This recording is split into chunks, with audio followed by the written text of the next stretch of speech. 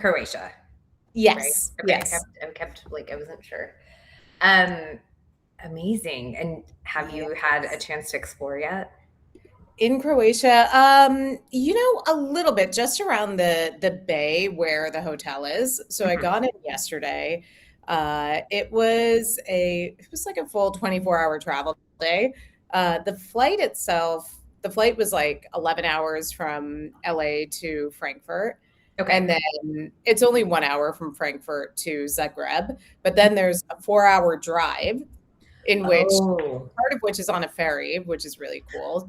So the car ooh. drives onto a ferry, and then you can get out of the car, and it's like 30 minutes or so to where the ferry drops off, and then it's another about like hour from there. Oh, wow. Wow, that is a very long.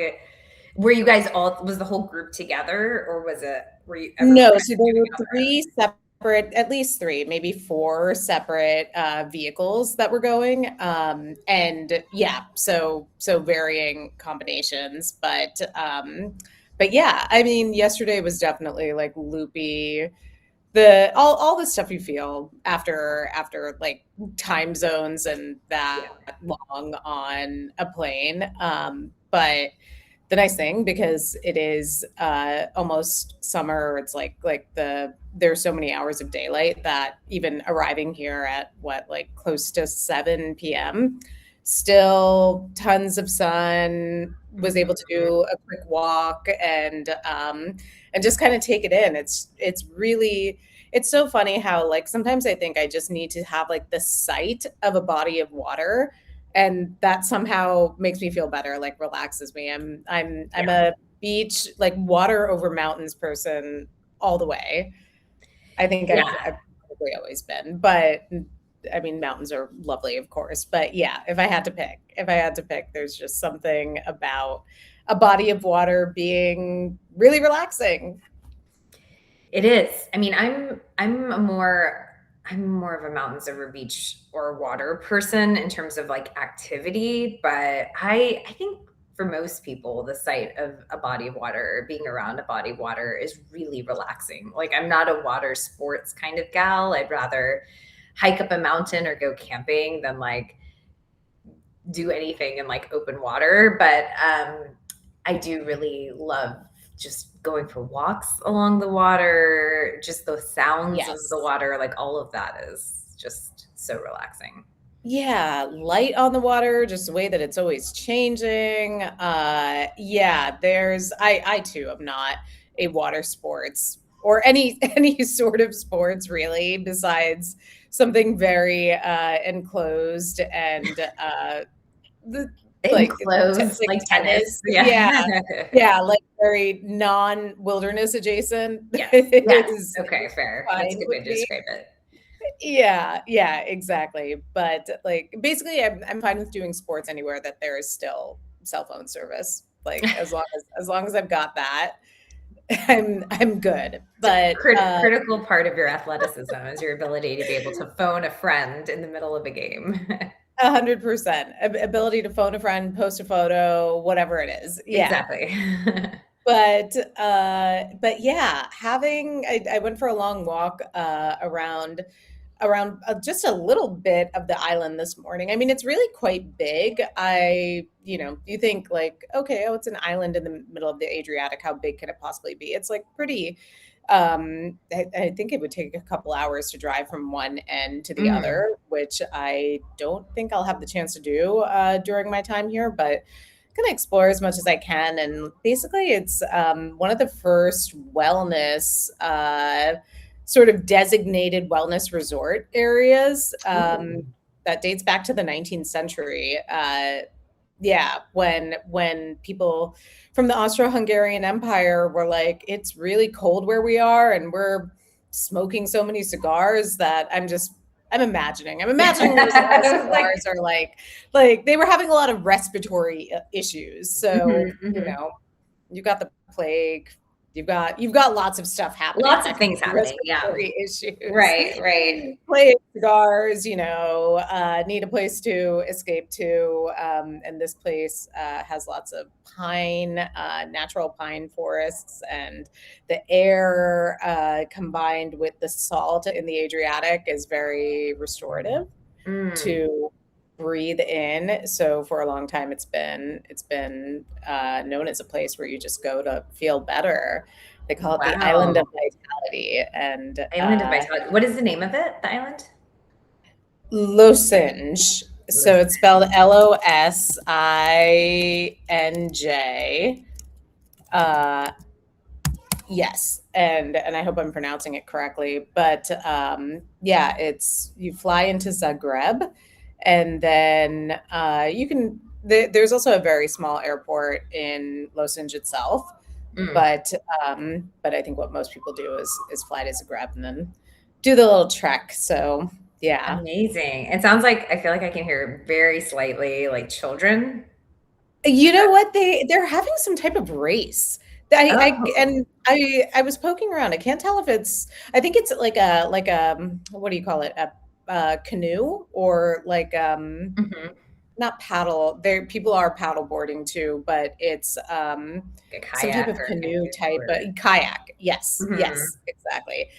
There's like a kayak race going on because there are lots of people with bibs and numbers that are like Oh, cheering and running around, and yeah, yeah. It's I cute. considered doing this.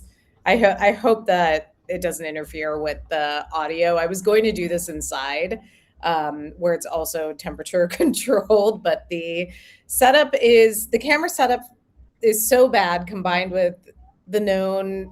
I couldn't Couldn't bear risk to. it. Yeah, well, Couldn't bear I to. think This felt a little marginally better. yeah, no, it's I could barely hear it, but I could hear I thought maybe you might be near like a pool or something because I heard like a little bit of the sound of a kid playing. But that's great. Do the events have the events started as far as like meeting the other writers and the participants and all of that?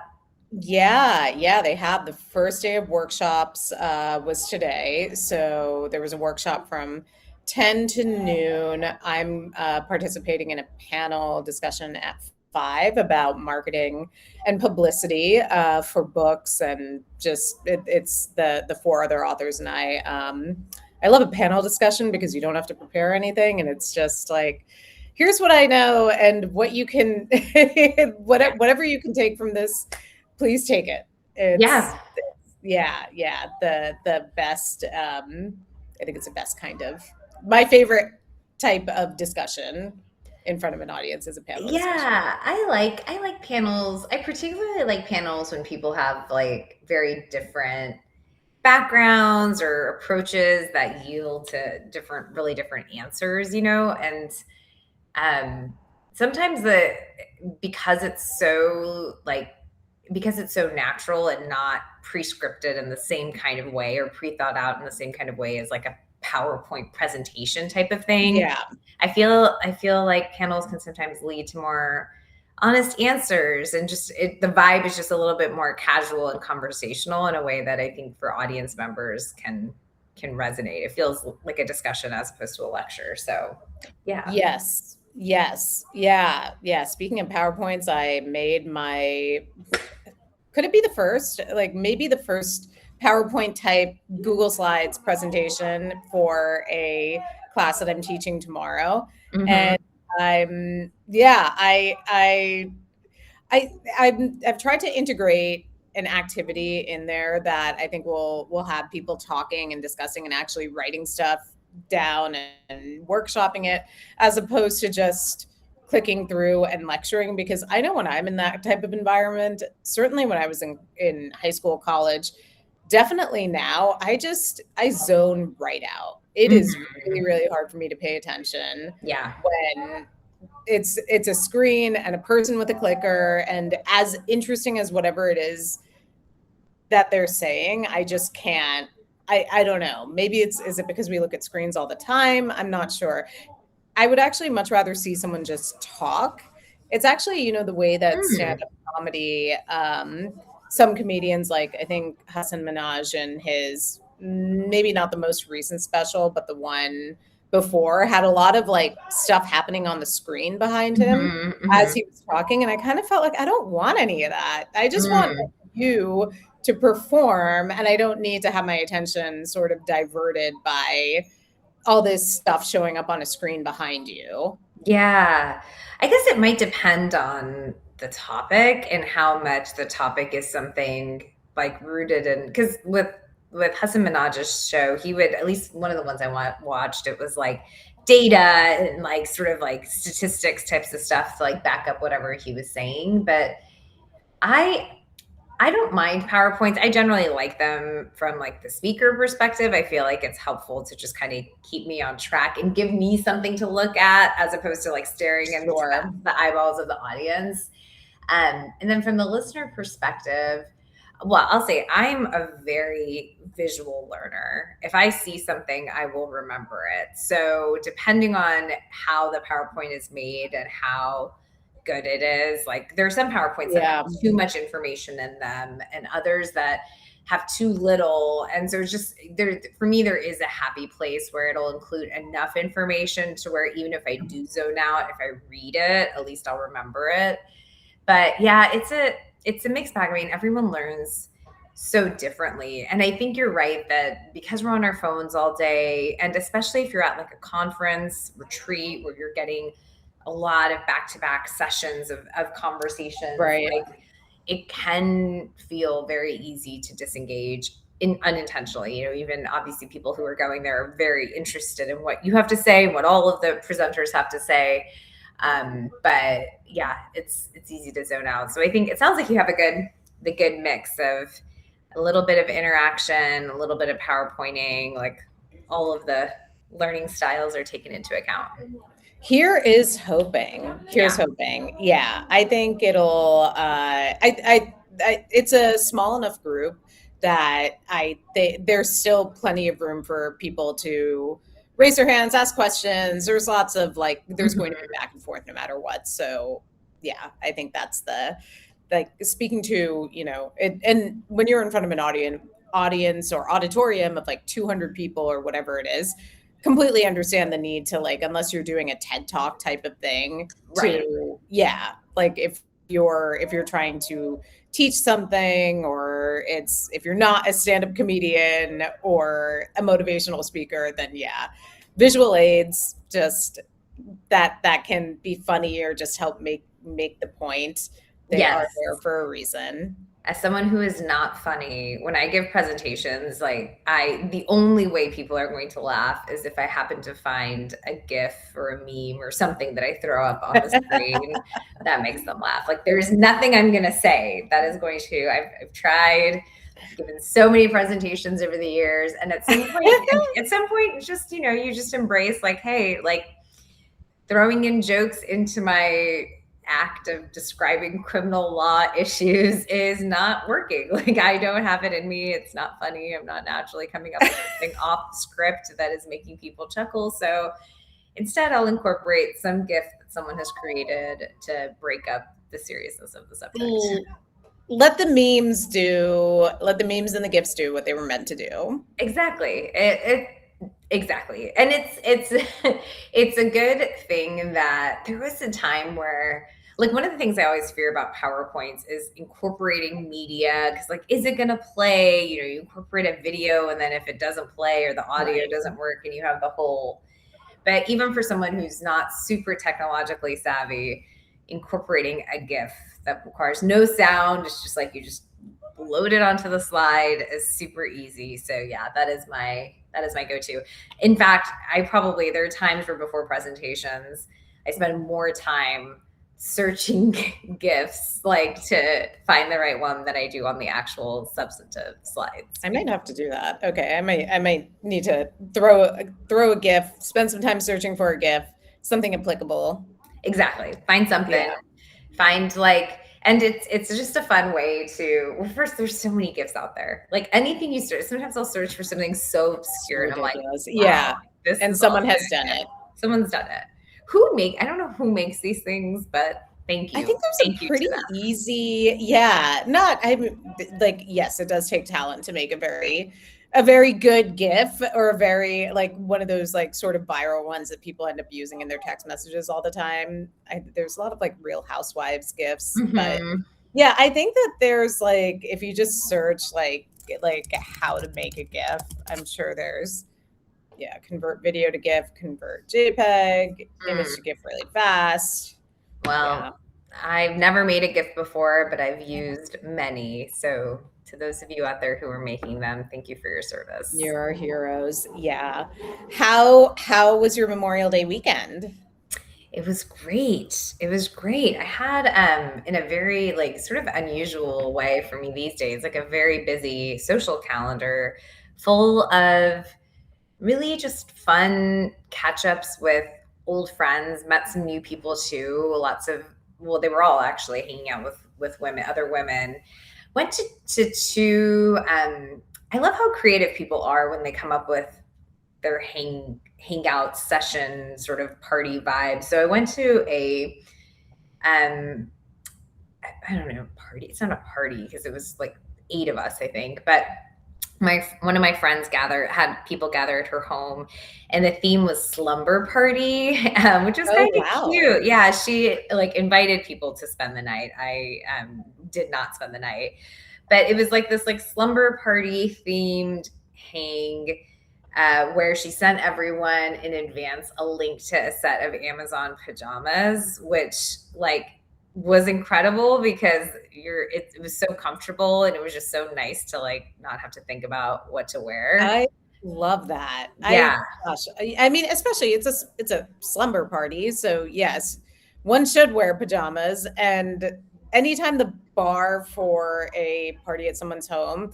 first of all, I think like a party at someone's home, unless you're telling people like, look, please get dressed up. We're having like a XYZ theme, and there's gonna soiree. Yeah. yeah, yeah. Otherwise, if I'm going to a party at someone's home, I'm by nature dressing down. I'm taking that Hmm. as an invitation to dress Totally. down. And I'm not saying like sweatpants necessarily, depending on the scenario. But if if it's a slumber party, yes, like Yeah. And it was so nice that she, absolutely. that it was like pre-selected for us. So it was a cute pair of fake silk pajamas with like short and pant bottoms as options. Um, so yeah, so we did that and it was cute. She had ordered just like pizza and and then she had her friend is a tattoo artist. And so she was doing little mini tattoos. Like actual tattoos. So I got a little Oh my heart. gosh. Oh, that's It's really so tiny. Yeah. That's that's really funny. A friend of mine, I was looking on Instagram, and she got that same like a very similar tiny little heart tattoo is what it Oh. looks like. Hmm. With a bunch of girlfriends in a different place. I feel like that's a very good spur of the moment. Like I'm never gonna hate having this type of Exactly. It's weekend. super small. I don't have enough like wrist mobility to be able to turn it to see for you to be able to see it upright, but Oh it's no, I can super see it. I small. can totally see it. But it's so funny because I'm not used to it and it's so small that I keep looking down. Like at moments, I'll think that like there's something on my finger, like a bug or something. Cause I'm like, Yeah. ah, but yeah, it was cute. And then what else did we? And she just had like some pizza, some food, good conversation. And then the next evening, I went to a different friend's house. Like all my friends are such lovely hosts. It makes me feel like I barely can like do my laundry sometimes on the weekends. But yeah, my other friend is an amazing host as well, and she had a bunch of women over for I think she called it a no filter party, but Ooh. the idea was that after cocktails and food, she had everyone like share. It ended up being like sharing a thorn and a rose, one of those Okay. like from the year. So it was a very Okay. yeah, it just led to really good conversation. The women that were there, it's probably about 15 women or so. But they age ranged from maybe late 30s to late 60s. So it was a wide range as far as like age, but also in terms of life experience, work, family, like all of the things. And so it was really a cool space to talk and share and get feedback and feel supported. So yeah, a lot of women time, but it was a really good weekend just getting to connect with so many people. And all of these people, other than mostly the friends who invited me, were people that I was relatively new to me, like not women that I've known for years or anything like that. So it's kind of cool, at our age. One of the things I like is that so many people are in different stages of life, like even amongst Mm. our friends. But it's just like I'll have a friend who, has kids that have grown and graduated and grown, and then another friend who has toddlers or has infants, and just like how everyone is in some ways going through very different things, but in other ways going through very similar things. But it just leads to it just makes life more interesting when everyone's kind of doing different things. It's like that meme that I shared with you last night. If you're a millennial and you're in your Yes. 40s, like your midlife crisis, Yeah, exactly. ranging from like get really into plastic surgery, like give up drinking, become an alcoholic, have a kid, get a divorce, like all the things that are just, it's like a mixed bag of different life situations. Like, let me just throw myself into something that is going to drastically change how Yep, I operate and what I totally. prioritize. Like, pick up tennis. Yeah. Like, wow, there are a lot of these that I could check. But yeah, I saw something else. It was something like I'm 43, and another whole like long list of things. Like, I like half the people I know look like they're 25. The other half yeah, just Exactly. don't. And yeah, like no one gave us a rule book. There's no there all the expectations of how old, like what you were supposed to be doing and looking like, and how one should feel at this age. I have to think that every generation goes through this in some ways, but I don't know. When it's happening to you, it obviously feels a lot more like, okay, I've never been this age before. You've never been this age before. This is all new to us. It's all It's new. all new, and it is not what anyone was prepared for.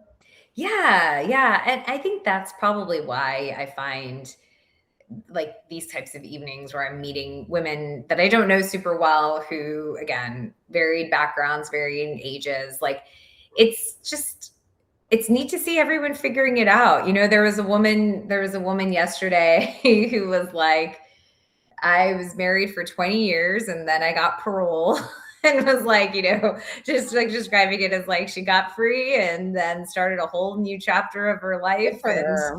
yeah, and not to say that I know any women who would be in this situation, but it is this idea of, who knows if you had asked her when she was in it, how she would have described it at the time. But Right.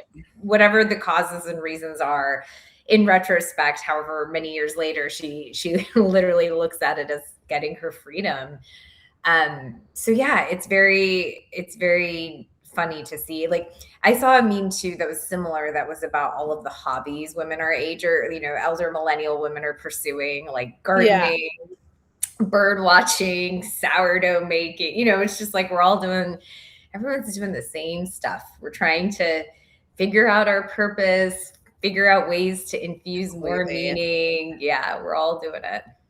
Yeah, I mean, when I think about the fact that in my 20s, my primary hobby was like going to brunch and Yeah. seeking out like what's like a good like bottomless brunch deal and where do I go afterwards? Like that's like that was whatever. It was fine for the stretch of time that was actually what I enjoyed doing, and the thought of that now is just like, yeah, no, that's not going to be how I choose to spend my time. So we're going to find other ways to fill it. We're going to find other things. Well, speaking of other things to fill time, you watched that Netflix documentary, The Crash. I did. Okay, I'll be honest and say that I fast forwarded through some of it. I got the gist of it, and not because it wasn't interesting. It is very. I mean, it's a crazy story, absolutely crazy story. Um, People can't stop talking about it. I saw a lot of online like Reddit threads and Facebook groups, and Mhm. people are really obsessed with this. And yeah, what did you think when you saw it? And also, you're going to be the better person to describe what it's actually What the about. documentary is about. Okay, so I'll say spoiler alert if you have not watched the documentary. I think it's impossible to talk about it like really without giving Yes. spoilers, and but it's also based on a true story. So a lot of people had heard of this or had seen stories about this on the news and kind of knew the outcome, but the documentary takes you inside. It's about three teenager. Well, it's about a teenager. This woman or this girl at the time, her name is Mackenzie, right? I think Mackenzie Shilla. Shrilla. Mackenzie Shirilla. Shrilla, who is in a relationship with another kid named Dom, and they had a third friend named Davion. Who Mackenzie is driving, an accident occurs. Dom and Davion, who are in the passenger seat and the back seat, die. Mackenzie, the driver, survives. And it's a really awful crash. Like the car drives straight into a building at really high speeds. And initially, the thought is that this was an accident, but ultimately the prosecution and law enforcement investigate the case, and they end up concluding on their side that it was a murder, that it was intentional, and so they charge her with murder. And this documentary, The Crash, I think all this occurred like in maybe like 2022 or 2023, so it's a few years ago. And Yeah. this documentary, The Crash, dives into the case, and so it kind of takes you into like what happened. It takes you into like the different teenagers or young people involved. It takes you into their stories. It includes interviews with their family members, their parents, and then also takes you into the criminal case itself and like what happened in the courtroom and what the outcome was. And think there are a lot of, I mean, I posted on my Instagram after I watched, and I got a lot of responses. And interestingly, almost everyone who responded to me was not a criminal defense attorney. Like it wasn't my friends who do this kind of work that were Right. responding. It was like mostly my other friends who responded. But I think people, it's the number, at least it was the number one movie on Netflix over the weekend. And I think people are really fascinated by it because it's such a I mean, it's a really sad story, but it really kind of takes you into so many different aspects of today's society. Like she has a really large social media presence, which they use in her case. And then just, the fact that they were so young and that she was in what seemed to be a toxic relationship. Anyway, I'll stop there in terms of describing it, but yeah. So she was 17, right? She She was was 17 when the accident happened, or Mhm. the crash happened, and her boyfriend was what, like 20, and the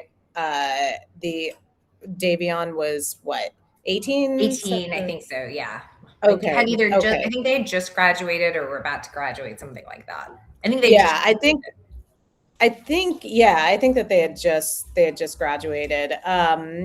Yeah, I it was I'm sure it's happening, and you would know like much more in cases now, but the idea of using everything that someone has on their phone, like going through all of the pictures and the videos, and she had a really robust social media presence, so that's all public.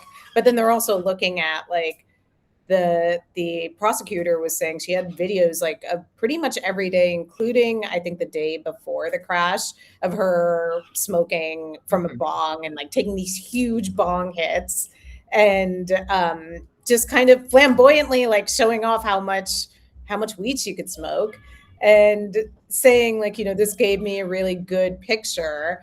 All of these various videos and all of her posts gave me a really good picture of who she was actually. Yeah. Especially because she told the authorities that she didn't remember anything from when basically like they got in the car at like 5:20 in the morning, and then they crashed into the building around 6 o'clock. And she said she remembers getting in the car, she remembers turning onto the street where the crash happened, and then she remembers nothing until waking up in the hospital. Right. And the prosecutor said, okay, that's like really, really convenient that you just remember absolutely nothing. You have no recollection of how this could have happened. And yeah, but so we're gonna have to go on what I don't know. Well, what happens then? So like how can you, if you find someone's phone and it's full of evidence of them doing all sorts of drugs and like is that I they did do a toxicology report, or no? Yeah, Did well, they? they did. Yeah, they did a blood test on her. So I think when it first happened, I think they thought maybe it was drugs or alcohol potentially that caused the accident. Young people, sort of middle of the night, early morning after a graduation gathering party kind of scene, like crashing. Naturally, I think a lot of people would think, oh, might be drugs or alcohol involved. And they found shrooms on her, but when they did the blood toxicology sort of analysis, they saw that there was no alcohol and no shrooms. There was THC in her system, but Okay. I think that's why when they look at the social media and see that she was such a frequent smoker, they kind of come to the conclusion that it wasn't, the kind of situation where this would have affected her driving like that much to where, she would have in some kind of state hit the gas that hard. Yeah. I mean, this social media stuff was interesting. I definitely rolled my eyes when they were like, this is exactly who she is, and they were playing these like TikTok videos with whatever song in the background. That's like, like, and it's like, we all know that people do these dances and reels and TikToks to whatever is trending, and it doesn't mean they actually endorse whatever the message is of the song that's in the background. Right. And she wanted to be a model influencer. Like I think she was just doing anything she could to build her following. So of course she's going to jump on all these trends. Exactly. And social media rewards like a level of audacity and boldness. Like that's what people actually see. If you are kind of safe all of the time, you're not necessarily going to attract attention. So I did think that was a little bit of a stretch to say, okay, because she posts these videos of her like, flicking the camera off or wearing, whatever clothes that she's suddenly the person that whatever the songs are describe her to be. But at the same time, it was just, what was really hard to swallow is like the lack of remorse. It's one thing for you to not be who you project to be on social media. And I think that there is some validity to that, that social media is just, people giving off an image of themselves that may not actually be reflective of who they are when the phone isn't on, when the camera isn't on. But at the same time, if you go through something like that, if you were the driver and your boyfriend and good friend are killed in the car that you were driving, you would certainly expect to see, a lot more of a change in behavior just because you're going through something that's, so difficult. And at the same, all of that is also coming from us as like grown adults who, are like stable and have perspective. It's like, I also try to remember that these are teenagers whose brains aren't fully developed, who clearly have emotional issues. Their brain isn't fully developed. And then you're not, I sound so old and like such a crone, but like to have your brain not fully developed and you're like you're smoking a blunt while you're driving and you're filming it. It's like, what are you doing? What are Exactly. you doing? And you're putting this on the internet. Like, why do you think that that's cool? Or again, I like, yeah, 17-year-old me would listen to this and be like, oh my God, you're so cringe. But it is just, I do not understand the thought process of someone who is doing that. And of course, like, yeah, because she's a child. You're a child. You're a child. But I think it's also important to remember that, like, for all of us, even if we're not children, that everyone has and interprets social media really differently. So those of us who kind of might be a little bit more active in social media, we may know, like, oh yeah, this was a trending, song, and this was the dance everyone was doing. This was, this is all like Yeah. normal. There's nothing like red flaggy about it, or nothing super red flaggy about it. But, imagine like our parents, or imagine, who could be a Sure. juror in a trial, like people who don't necessarily Yeah. live their lives online, people who don't necessarily think that,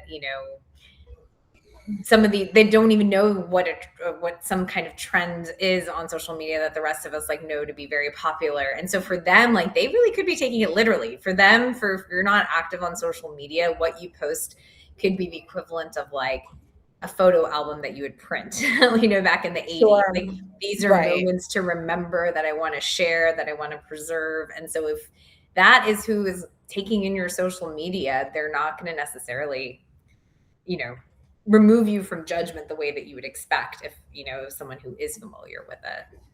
Of course. Of course. Yeah. It's what did she get? So what was she convicted of? She was convicted of murder, I believe, on both counts, and she received 15 years to life. So she'd be up for parole after I see. 15 years. Okay. And, what's interesting is a lot of the people that messaged me, and a lot of them are moms, a lot of the women who messaged me on Instagram were so troubled by her parents. Oh Did you yeah. catch any of the I interviews with them? did.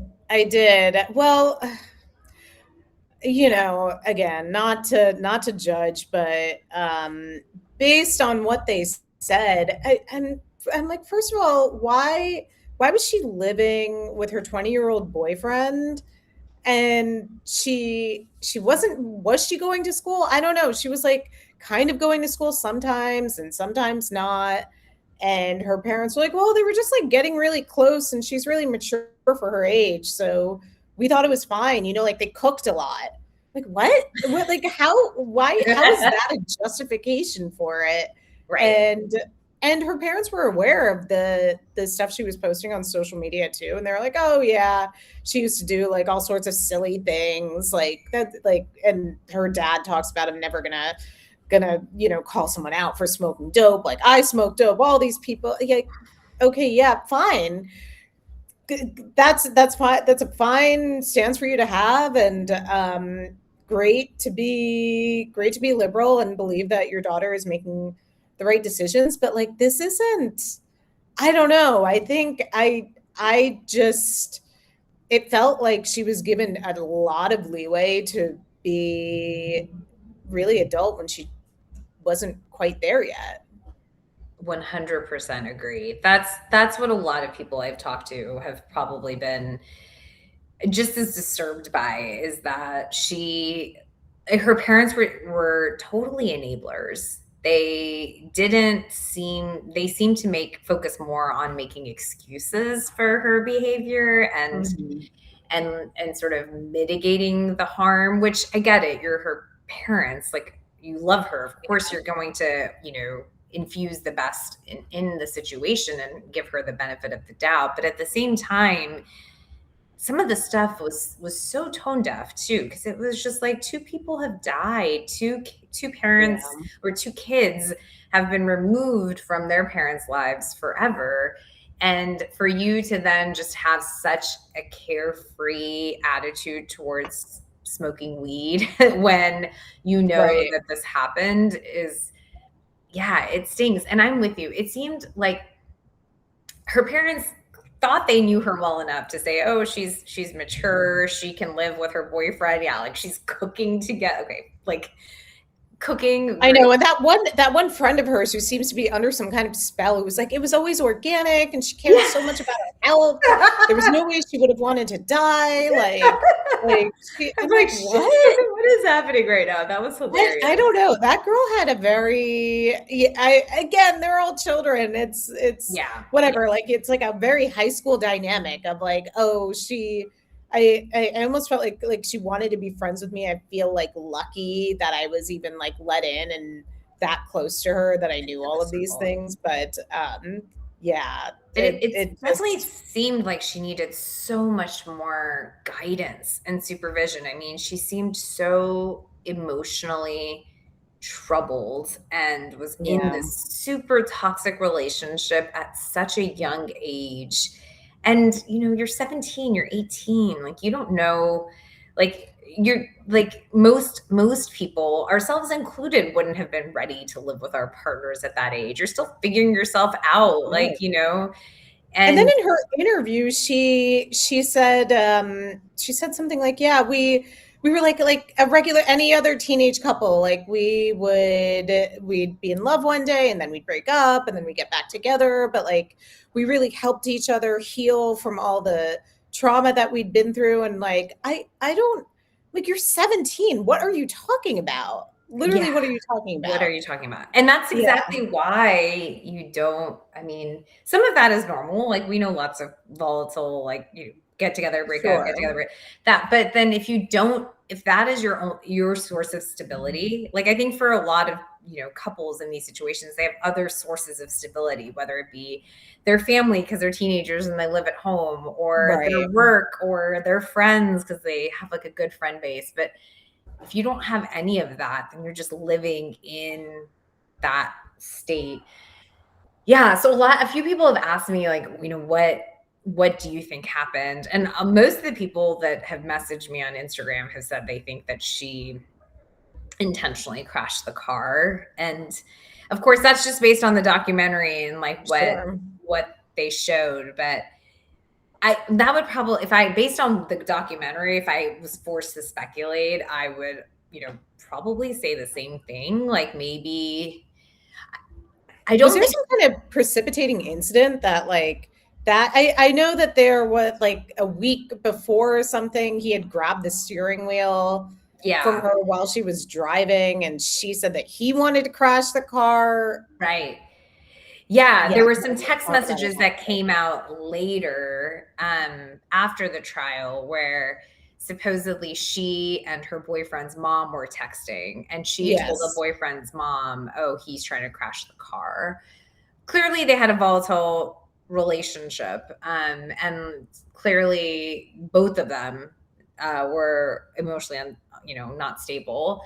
But we don't know from the evening if there was a precipitating event. So the two friends that they were Mhm. hanging out with, I guess one of them didn't speak to law enforcement, and it seems like neither of them either knew or wanted to share what the precipitating event, if there was one, like if there was a fight or something that caught, because it's also like Right. they left at 5 a.m.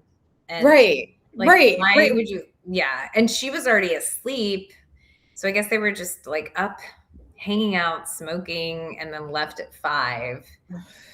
But then the footage that really the law enforcement honed in on is the fact that when she's turning onto the street, it's a very like, she uses her blinker, she drives slowly, like she's driving like a reasonable Right. driver. And then it just flips and she's going 100 miles per hour. And the Yeah, and then car she's crash report shows that she never braked for 5 seconds, just like kept going at that speed. Um, yeah, so if I had to speculate, my guess is that maybe something happened that just caused her to snap. Like maybe he said something. I guess they had talks about breaking up. Like maybe he said something, or maybe he did something, even something Mhm. small, not like I want to break up with you, but Yeah. maybe there was some kind of comment that just immediately caused her to just Right. snap because she was so emotionally unstable. Yeah. Ugh. I also just got the impression from her interview that she And also the way that she asked her lawyer off camera after they were done, like, oh, have I said enough? Did I give the right impression? Like, should I Yeah. say more? I don't want to seem crazy. I don't know. I just sort of felt like I was gonna say it was kind of like phoning it in, like, or it like just like sort of playing, this is how I'm supposed to act and this is what I'm supposed to say, and I'm like reading from a script and saying that I feel really bad about everything that happened, but it was all an accident and I don't remember anything, and Yeah. that's all.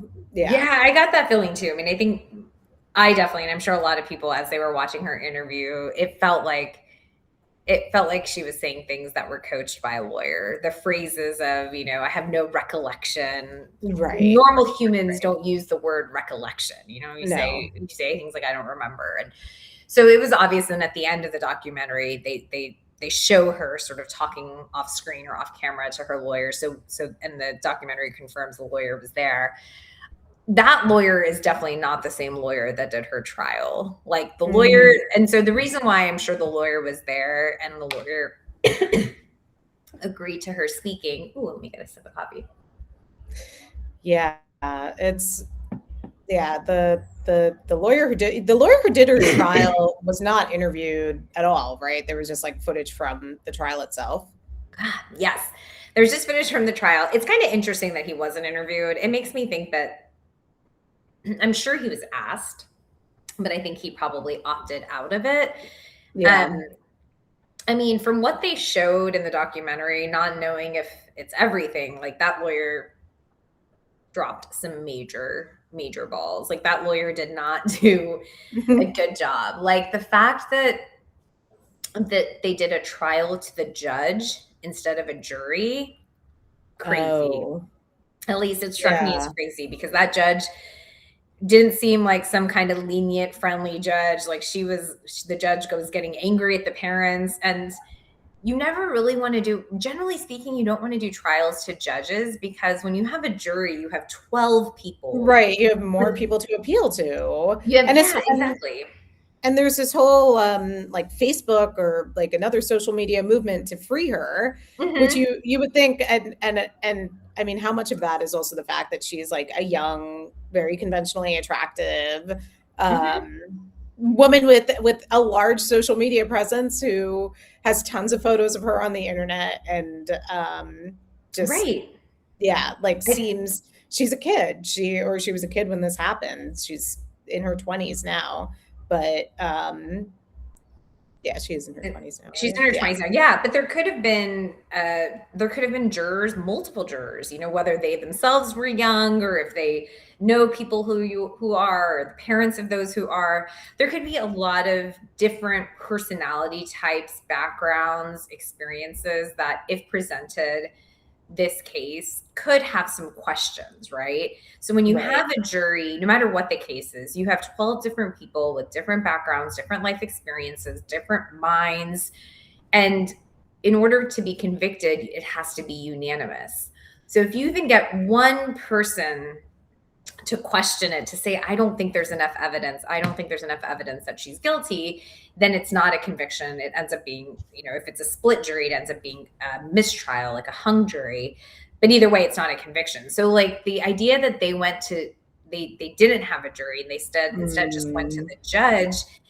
Again, most defense attorneys would never do that because it's so risky, because then you just have one person. And the only reason why you would do that is if you thought your legal arguments were so strong that someone with a lawyer's mind, like a judge, would be able to see that, there wasn't enough evidence. And it didn't seem like that was the case at all here. But also on top of that, like, there were a lot of things the defense attorney did. So that's why this movie definitely was, the prosecutor spoke and participated in the documentary. Yeah. But the defense didn't. And maybe it was because, there was some recognition that there were mistakes made. But when I was watching it, I was like, why didn't they have a medical expert testify about this condition she had? I think it was called POTS, but it's a condition that results in like blood pressure, fluctuations that can cause you to lose consciousness. And I'm like, the mom testified that she had this condition, but why didn't you hire a medical expert to first Right.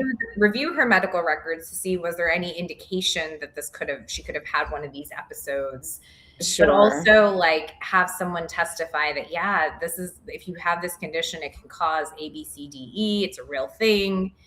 I thought that was weird. I also thought it comes out at the end that she's appealing the case, right? So that's the reason why she Right. still needs a lawyer, because she's going to keep appealing. So she doesn't want to say something that's going to harm her appeal. But the text message that her parents were like, look, there's this text message, and it's between Mackenzie and Dom's mother, where Mackenzie is saying that Dom wanted to crash the car, and the mother testified at trial. Dom's mother testified at trial too. And I was like, why wasn't that text message? Like, why didn't the defense attorney Right. during the trial make a big thing about the text message and say, like, look, Right. there's evidence that, he tried to like crash the car, and the mom knew that, his mother knew that. And so it's just kind of like, it did leave me with like, there were definitely some very, at least That is really strange. some like things that really a good defense attorney, a competent defense attorney would have explored. And it didn't seem like this defense attorney put on like that robust of a case in her defense.